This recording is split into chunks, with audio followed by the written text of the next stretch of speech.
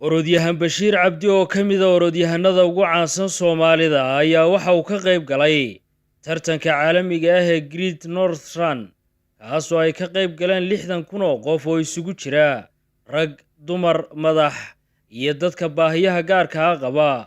Tartankan oo ka dhacay magaalada Newcastle ee dalka Ingiriiska ayaa orodyahan Bashiir Cabdi oo ah Soomaaliga kaliya ee ka qayb galay tartankaasi waxa uu ku guuleystay kaalinta 6aad.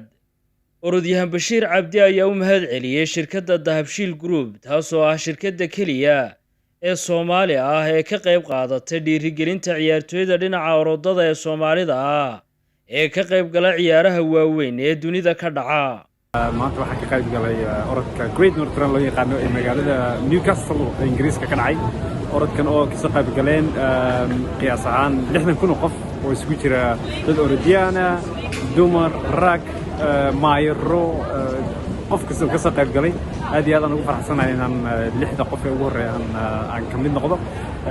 waxa kale oo aan aad iyo aad ugu mahadnaqayaa shirkadda Dahabshiil Group oo sponsorkayga ah sad aragtaan Nike garab fadhida oo markasta dhalinyarada Soomaaliyeed, bulshada Soomaaliyeed dhiirigelin iyo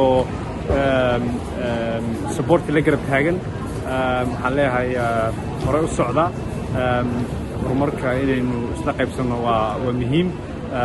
aad iyo aad aan ugu faraxsanahay shirkadda Soomaaliyeed inay heerka joogto markaas